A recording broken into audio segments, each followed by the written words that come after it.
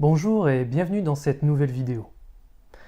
Il se peut que dans votre couple ou dans votre famille, vous rencontriez certains problèmes et que vous ayez du mal à trouver l'origine de ces problèmes. Et il se peut que ces problèmes soient liés à un péché qui vous sépare de Dieu et qui entraîne des conséquences désastreuses pour vous ou votre famille. Et ce problème peut être l'amour de l'argent, qu'on appelle aussi la cupidité. Alors, regardons ensemble la définition de la cupidité dans le dictionnaire Larousse. Alors, selon le dictionnaire Larousse, la cupidité est le désir immodéré de l'argent et des richesses. Donc, c'est un désir qui est immense et qu'on ne peut pas, contenir. Donc, c'est un désir immodéré, un désir, une pulsion extrême qui fait qu'on a besoin d'acquérir de l'argent. C'est un désir vif, un désir important. Et cet amour de l'argent peut entraîner d'autres sortes de mauvais désirs. On va le voir tout de suite dans les Écritures. L'amour de l'argent peut entraîner des désirs qui peuvent être contraires, qui sont contraires au désir de l'esprit et qui vont avoir des conséquences désastreuses. Alors, parmi ces désirs, je vais vous en lire quelques-uns. Alors, mais ceux qui veulent s'enrichir tombent dans la tentation, dans le piège et dans beaucoup de désirs insensés et pernicieux qui plongent les hommes dans la ruine et la perdition. Car l'amour de l'argent est une racine de tous les maux. Et quelques-uns, en étant possédés, se sont égarés loin de la foi et se sont jetés eux-mêmes dans bien des tourments. Alors, ces versets sont extraits du premier épître de Timothée au chapitre 6 et au verset 9 à 10. Et on se rend compte que là, l'amour de l'argent, donc cette cupidité, font tomber l'homme dans la tentation et dans beaucoup de désirs insensés. Donc on se rend compte que le désir de l'argent, l'amour de l'argent, a une corrélation toujours associée à de mauvais désirs. Et vous savez, parmi ces mauvais désirs, on trouve énormément dans les Écritures de liens entre la cupidité et l'impudicité. Donc il se peut, si c'est votre cas, que vous regardez cette vidéo, il se peut que cet amour de l'argent soit aussi lié à un besoin sexuel très important. Donc il se peut que ce besoin sexuel vous entraîne à pécher et vous fait culpabiliser.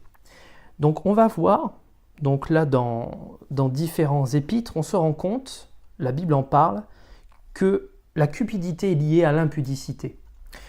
Donc je vous invite à lire l'épître aux Éphésiens au chapitre 4, verset 17. « Voici donc ce que je dis et ce que je déclare dans le Seigneur, c'est que vous ne devez plus marcher comme les païens, qui marchent selon la vanité de leurs pensées. Ils ont l'intelligence obscurcie, ils sont étrangers à la vie de Dieu, et à cause de l'ignorance qui est en eux, à cause de leur endurcissement de leur cœur, ayant perdu tout sentiment, ils se sont livrés à la dissolution, pour commettre toute espèce d'impureté jointe à la cupidité. » Donc on se rend compte dans ce premier épître, dans cet extrait de la Bible, que l'impudicité est liée à la cupidité.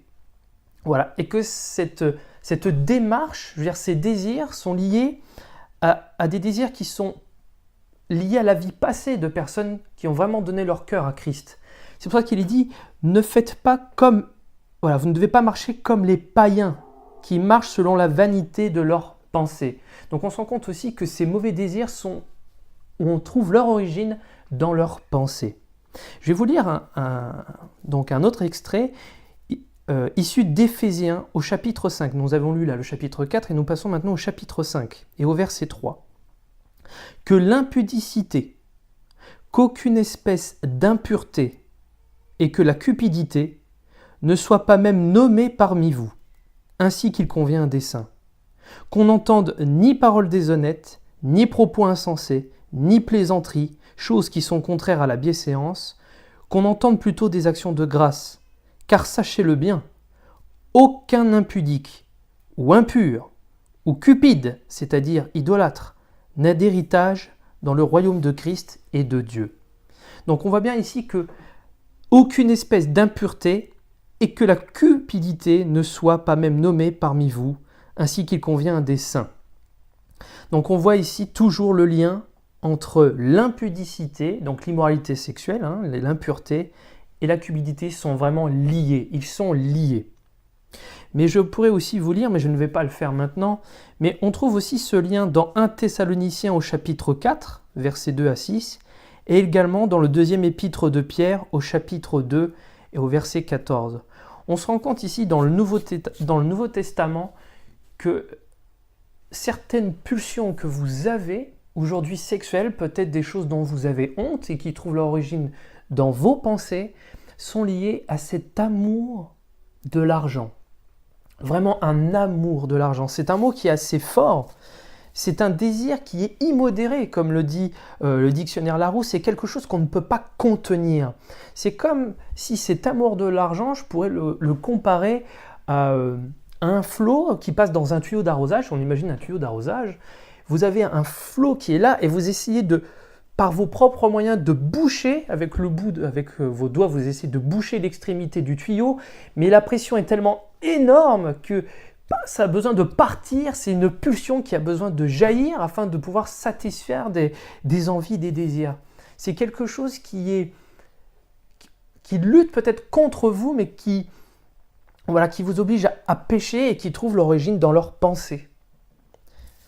Alors, il faut savoir aussi que cet amour de l'argent est aussi lié à une idolâtrie. Il faut savoir que l'amour de l'argent, ça représente une adoration, une forme d'adoration qui est contraire à la volonté de Dieu. Alors, on va voir ici le lien. Donc, dans Colossiens au chapitre 3, versets 5 à 7. « Faites donc mourir les membres qui sont sur la terre, l'impudicité, l'impureté, les passions, les mauvais désirs et la cupidité qui est une idolâtrie. C'est à cause de ces choses que la colère de Dieu vient sur les fils de la rébellion, parmi lesquels vous marchiez autrefois, lorsque vous viviez dans ces péchés. » Donc vous voyez, dans ces versets, nous avons vu que la cupidité est une idolâtrie, mais vous voyez, elle est toujours liée à l'impureté, à l'impudicité. C'est quand même quelque chose d'important, il y a une insistance. Mais on retrouve aussi cette forme d'idolâtrie, on vous explique que l'amour de l'argent est une forme d'idolâtrie dans Luc au chapitre 16, au verset 13. Il est dit, c'est Jésus qui parle, « Nul serviteur ne peut servir deux maîtres, car ou il haïra l'un et aimera l'autre, ou il s'attachera à l'un et méprisera l'autre. Vous ne pouvez servir Dieu et Mammon. » Voilà. Donc, si vous êtes chrétien aujourd'hui, que vous avez fait de Jésus votre Seigneur et Sauveur, donc Sauveur et Seigneur, si Jésus est votre Seigneur, c'est qu'il est votre Maître. Or, si vous avez cet amour de l'argent, vous ne pouvez pas en même temps servir Dieu, vous ne pouvez pas être agréable à Dieu, car il est dit, vous ne pouvez servir Dieu et Mammon. Alors, qui est Mammon ? Quand on regarde un peu les textes historiques, on se rend compte que Mammon est, c'est un dieu qui est lié à l'argent, un dieu de l'argent. Donc on voit dans différentes civilisations, Mammon est lié à, à l'idole, à une idole, et des gens se prosterner et adorer Mammon pour obtenir des grâces de ce faux dieu, de Mammon. Alors il se peut que inconsciemment, vous serviez Mammon. Alors ce que je dis peut vous choquer, je suis désolé d'être cru, mais inconsciemment, il se peut que vous serviez Mammon, ce dieu. Et lorsqu'on sert des dieux, des idoles, dans les civilisations, on se rend compte qu'il y a souvent des actes de sacrifice liés à ces idoles. Et il se peut qu'aujourd'hui, en servant Mammon, donc en ayant cet amour de l'argent, cet amour irraisonné, vous sacrifiez votre famille, vos relations familiales, vos relations professionnelles, pour vous concentrer sur ce qui vous plaît énormément, ce qui vous est attaché, c'est-à-dire amasser des richesses, toujours plus de richesses. Et il faut savoir aussi que cet amour de l'argent n'est pas seulement réservé à des personnes qui sont déjà riches. Dieu n'a rien contre les riches. Dieu en veut aux personnes qui ont l'amour de l'argent. Il y a une différence entre être riche et avoir l'amour des richesses, d'accord ? Mais servir Mammon, avoir cet amour ne concerne pas forcément les riches, mais aussi des personnes qui sont pauvres, des personnes qui vivent dans des situations précaires. Car vous pouvez servir, avoir un amour important, tout en n'ayant aucune ressource matérielle ou financière. Puisque vous voulez servir, vous avez cette volonté d'acquérir, d'amasser des richesses, d'avoir cet amour profond, vous avez cette obsession, et tout se détruit à côté. Mais j'ai une bonne nouvelle pour vous, c'est que Dieu veut vous libérer de cette affliction, veut vous libérer de cette servitude afin que vous ne soyez plus une personne esclave. Parce que si vous êtes idolâtre, c'est-à-dire si vous adorez inconsciemment ou consciemment, je veux dire, cet amour, cet argent, voilà, vous êtes sous la servitude, c'est-à-dire vous êtes esclave de quelque chose qui ne cherche pas à vous faire grandir ou à vous rendre heureux, mais qui cherche plutôt à vous appauvrir. C'est bizarre parce que en cherchant, en amassant des richesses, on s'appauvrit. Ça peut paraître paradoxal, mais c'est ce qui se passe. On s'appauvrit spirituellement, on perd des personnes. Il y a toujours une notion de sacrifice malsain dans l'amour de l'argent. Et si je ne sais pas si c'est votre cas, il y a une personne peut-être qui regarde, qui écoute, il se peut que vous ayez fait un pacte, que vous ayez donné votre vie pour obtenir des gains parce que votre situation était difficile et dans votre vie, vous vous êtes rendu compte que vous viviez mal. Aujourd'hui, le Seigneur veut vous dire qu'il veut vous libérer, qu'il peut vous libérer et nous allons voir plus tard comment vous pouvez vous libérer. D'accord ? Le Seigneur a vraiment à cœur de vous libérer de ça. Que vous ayez fait un pacte ou non, le Seigneur veut votre liberté. D'accord ? Vous êtes affranchis par la vérité, vous allez la connaître. Cherchez Dieu, cherchez Jésus de tout votre cœur et vous allez voir les miracles dans votre vie et vous serez débarrassé de la servitude, vous serez heureux. D'accord ? Bon. Alors comment s'en sortir ? On a une piste, donc déjà dans Éphésiens au chapitre 4, où justement Paul nous explique qu'il faut se dépouiller du vieil homme. Donc si vous êtes chrétien, dépouillez-vous aussi de ce vieil homme et revêtez l'homme nouveau. On va lire tout de suite. Éphésiens au chapitre 4. Mais vous, ce n'est pas ainsi que vous avez appris Christ, si du moins vous l'avez entendu, et si, conformément à la vérité qui est en Jésus, c'est en lui que vous avez été instruits. À vous dépouiller, eu égard à votre vie passée, du vieil homme qui se corrompt par les convoitises trompeuses, et à être renouvelé dans l'esprit de votre intelligence, et à revêtir l'homme nouveau, créé selon Dieu dans une justice et une sainteté que produit la vérité. Voilà, donc Paul exhorte ici l'église d'Éphèse à se dépouiller du vieil homme. D'accord ? C'est un signe de repentance. C'est-à-dire se dépouiller du vieil homme, ça implique une action de votre part. C'est-à-dire que c'est une action que vous allez devoir faire vous-même. Ce n'est pas Dieu qui peut vous dépouiller comme ça, c'est une action qui doit venir de vous, se dépouiller, c'est-à-dire enlever par vous-même. C'est ce qu'on appelle aussi la repentance, c'est-à-dire à vous détourner de ces choses aujourd'hui qui vous corrompent et qui vous mènent la vie dure aujourd'hui. D'accord ? Donc la repentance, c'est changer de mentalité, c'est faire demi-tour. D'accord ? C'est changer de regard, de perspective. C'est éprouver une certaine tristesse vis-à-vis de ce que vous vivez et vouloir changer. Si vous avez à cœur de voir votre vie s'améliorer, de voir vos relations reprendre vie et de vivre dans un amour, non de l'argent, mais l'amour de votre famille, de vos frères et sœurs en Christ, et surtout aussi de l'amour de Dieu, il faut vouloir de tout son cœur renoncer à cet amour. D'accord ? Il faut vouloir vraiment en renoncer à ces pratiques.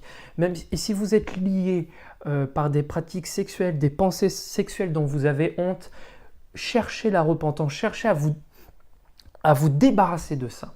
D'accord ? Faites demi-tour et c'est à ce moment-là que le Seigneur pourra vous aider.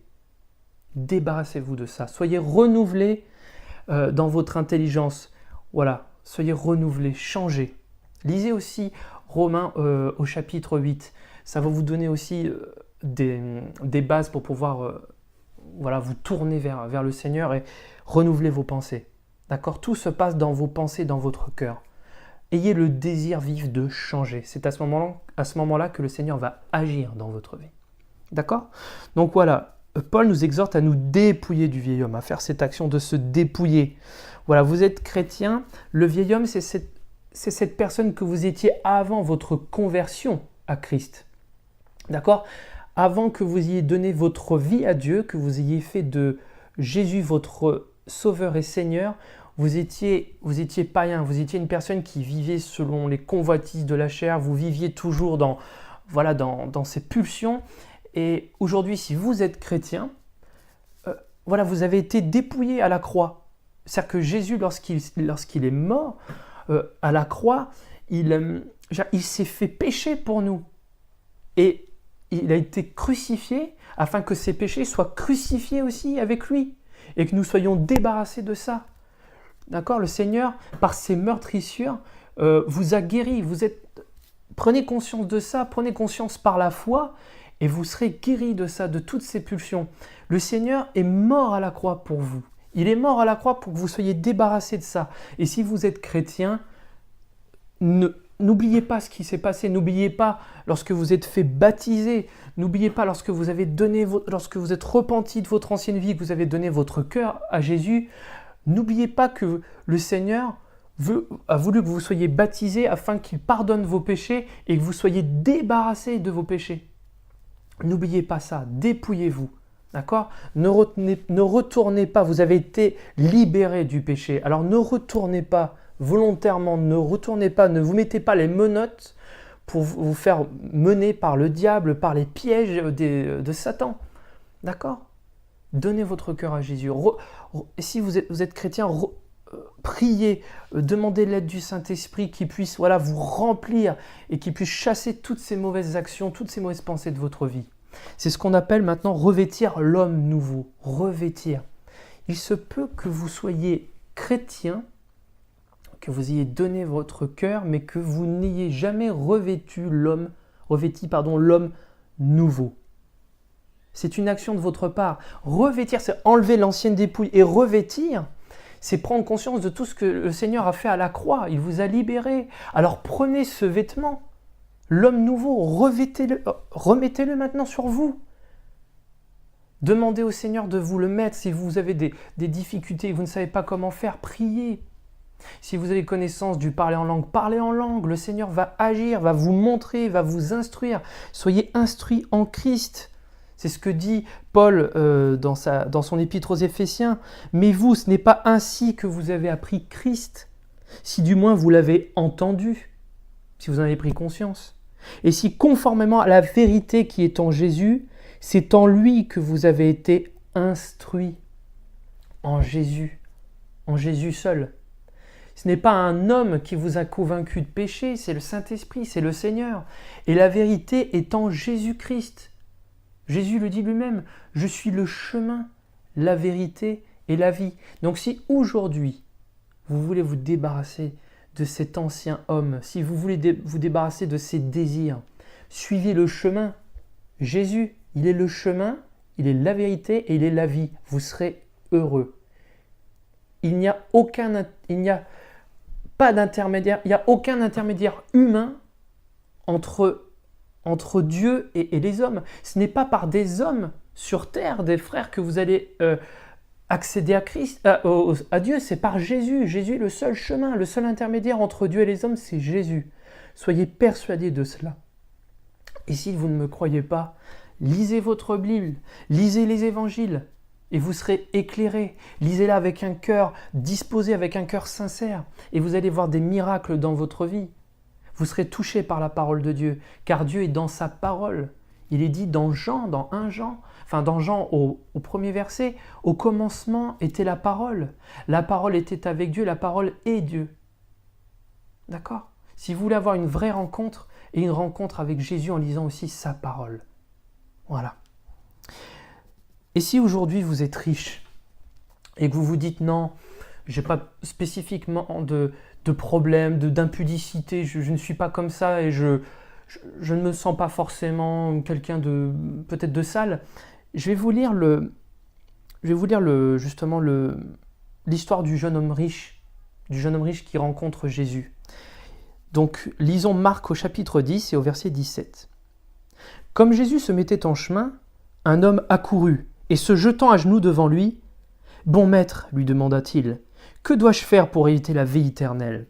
Jésus lui dit, « Pourquoi m'appelles-tu bon ? Il n'y a de bon que Dieu seul. Tu connais les commandements. Tu ne commettras point d'adultère, tu ne tueras point, tu ne déroberas point, tu ne diras point de faux témoignages, tu ne feras tort à personne, honore ton père et ta mère. » Il lui répondit, « Maître, j'ai observé toutes ces choses dès ma jeunesse. » Jésus, l'ayant regardé, l'aima et lui dit, « Il te manque une chose. Va, vends tout ce que tu as, donne-le aux pauvres, et tu auras un trésor dans le ciel.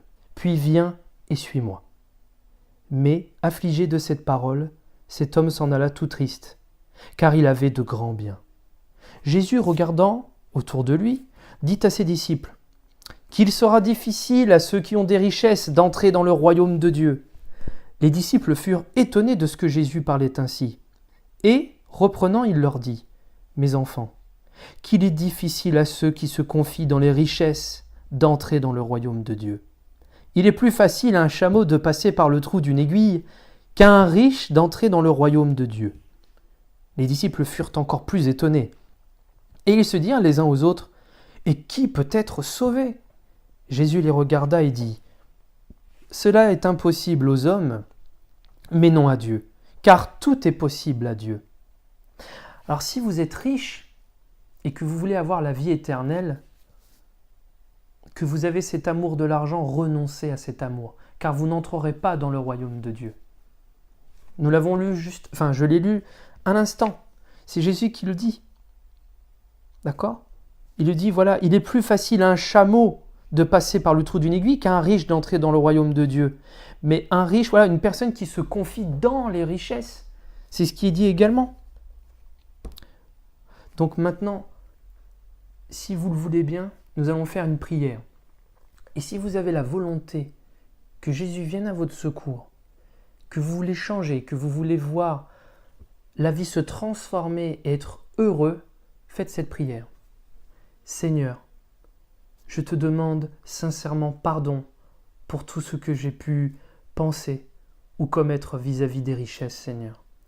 Père, tu dis dans ta parole que nul ne peut servir deux maîtres. Seigneur, je ne veux pas servir l'argent, le Dieu de l'argent, je veux te servir toi, Seigneur. Seigneur, je veux que tu me touches au plus profond de mon cœur, afin que je puisse te servir, afin que je puisse être béni et être heureux au sein de ma famille, dans mes entreprises, dans tout ce que je ferai, Seigneur. Je veux te suivre. Seigneur, aujourd'hui, je te le déclare, je me repens de toutes ces actions. Je me détourne de ces choses, de ces actes qui font que je tombe dans le péché, que je m'éloigne de toi. Seigneur, interviens dans ma vie. Je me laisse guider par ta voix. Père, transforme-moi, guide-moi, afin que je puisse être heureux et entrer dans ton bonheur, Seigneur, dans ton royaume. Merci, Seigneur Jésus. Je crois avec foi que tu vas intervenir dans ma vie. Loué sois-tu, Père éternel. Amen. Je vous remercie d'avoir regardé cette vidéo et je vous souhaite tout le bonheur et le meilleur avec Jésus-Christ. À bientôt dans une prochaine vidéo et que Dieu vous bénisse.